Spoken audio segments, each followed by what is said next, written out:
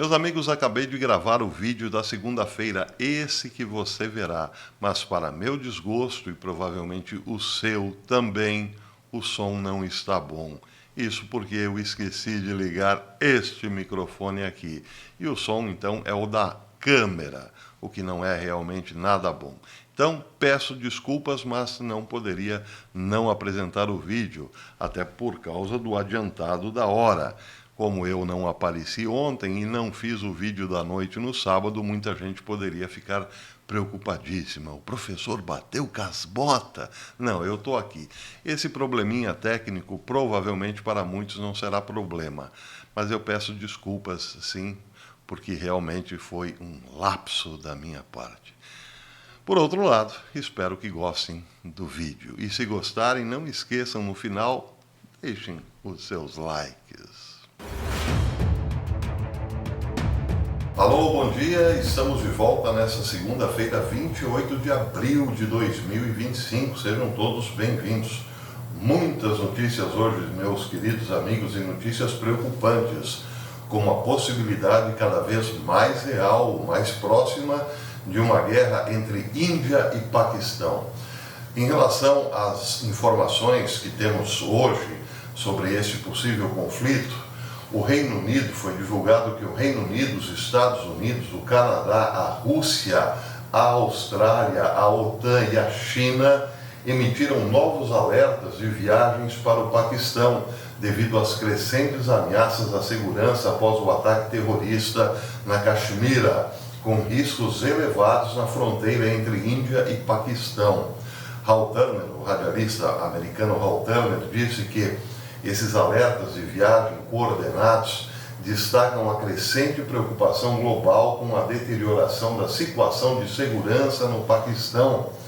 Desencadeados pela recente tragédia na Caxemira, esses alertas servem como um lembrete de quão rapidamente as tensões no sul da Ásia podem se agravar. Esses alertas informam que é vital que os viajantes se mantenham informados e cautelosos.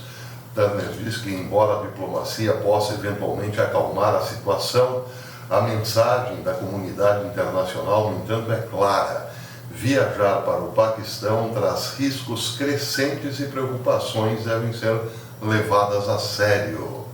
Já o World Intelligence Circuits relata que Putin, da Rússia, e Xi Jinping, da China, alertaram o primeiro-ministro indiano Narendra Modi para esfriar a cabeça, para manter a cabeça fria, mas aparentemente todo o exército indiano se voltou para a destruição completa e absoluta do Paquistão, disse Hal Turner. Ou seja, a situação bastante tensa e parece que a Índia está demonstrando que chegou num limite. E aí então essa é a preocupação tanto de Rússia quanto China, para que Narendra Modi esfrie a cabeça. Bem, por falar em esfriar a cabeça, Donald Trump fez uma publicação ontem no Truth Social bastante quente, por assim dizer, em relação àqueles que assinavam por Biden, ou seja, aqueles que comandavam uma máquina que fazia as assinaturas de Biden. Ele pediu, inclusive, que essas pessoas sejam presas. A nota de Trump no Truth Social diz o seguinte: espero que o Act Blue, o golpe ilegal usado pelos democratas para arrecadar dinheiro, inclusive de contribuições estrangeiras não permitidas, esteja sendo investigado pelas autoridades. Os democratas só sabem vencer trapaçando, algo que fazem melhor do que qualquer grupo ou partido na história. Mas agora suas políticas e candidatos terríveis, e com pessoas como o corrupto Adam Schiff, que exigiu perdão total de Sleepy Joe, liderando o caminho, é quase impossível atingir seus objetivos financeiros. Os Estados Unidos são espertos com esses canalhas e vigaristas, disse Trump. Além disso, por que a AutoPen, essa máquina que assinava por Joe Biden, por que a AutoPen concedeu perdão a Schiff? Biden não sabia de nada sobre isso. Quem operou a AutoPen? Essa é a pergunta. Essa é a maior pergunta em Washington.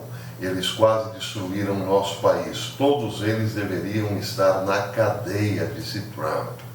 Bem, em relação à política interna, claro, Donald Trump está bastante incomodado, porque existe aí um governo paralelo com a ajuda de muitos juízes, inclusive, que estão fazendo de tudo para emperrar as ações de Donald Trump. E é como se hoje houvesse uma guerra interna entre os poderes, entre o executivo e o judiciário. Essa é a questão. Então, é por isso que Donald Trump está levantando o tom em relação à política interna. Mas, em relação à política externa, o principal problema, que seria, em tese, as armas nucleares do Irã, o programa nuclear do Irã, Trump se mostrou um tanto quanto otimista.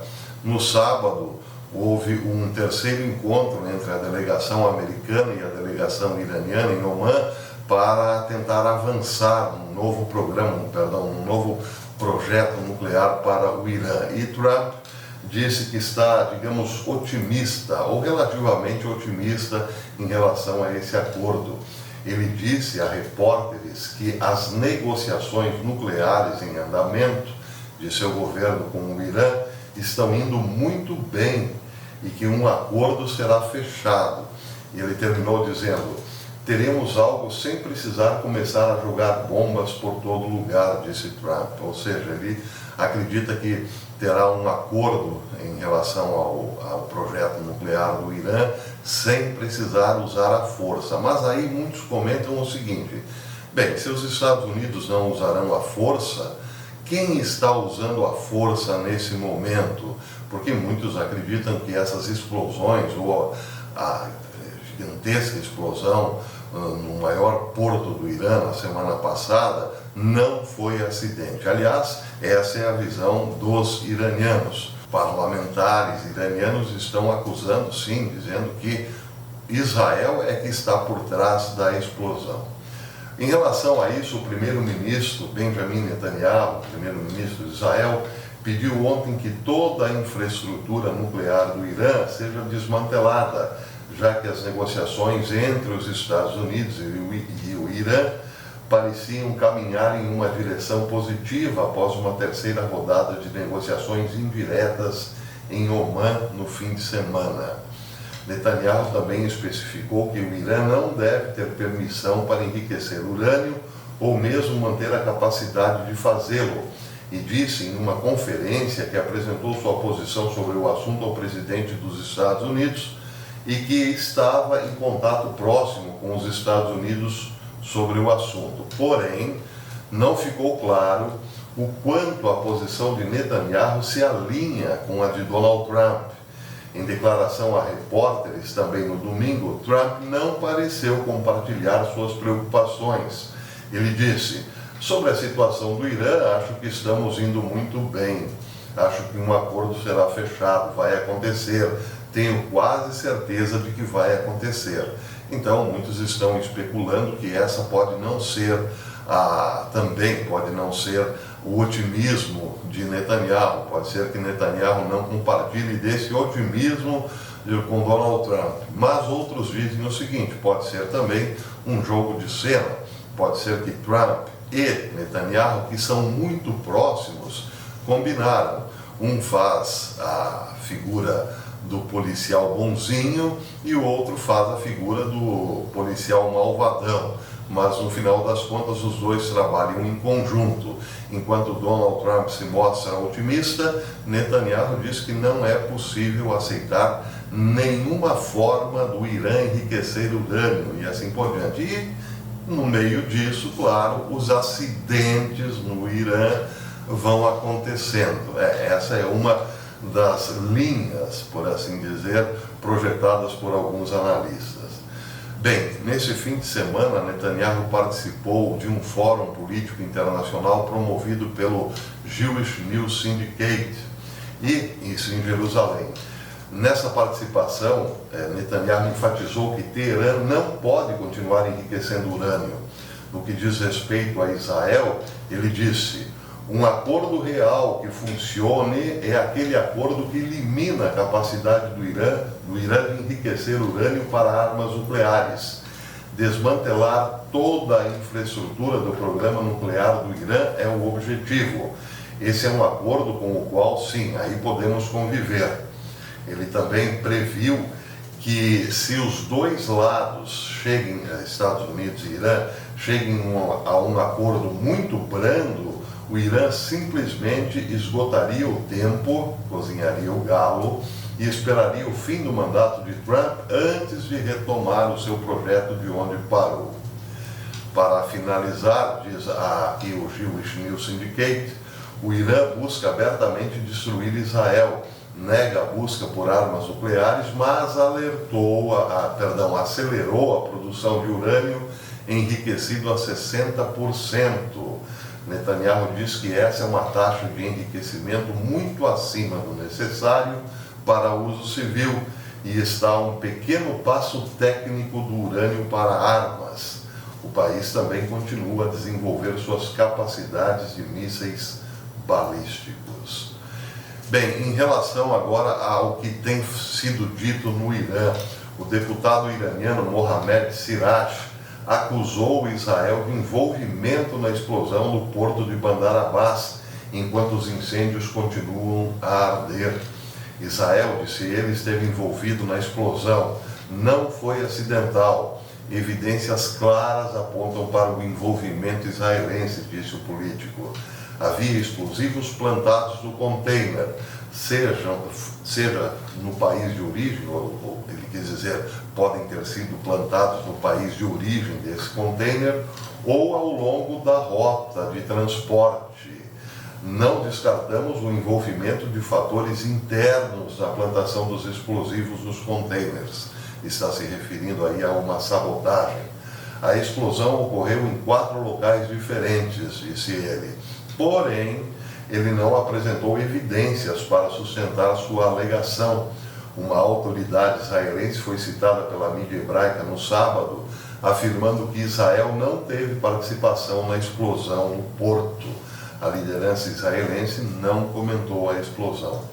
Aqui, o Jewish News Syndicate informa que o número de mortos na forte explosão, que atingiu o maior porto do Irã, subiu para pelo menos 40, com mais de 1.000 feridos. Isso também foi informado pela mídia estatal no domingo.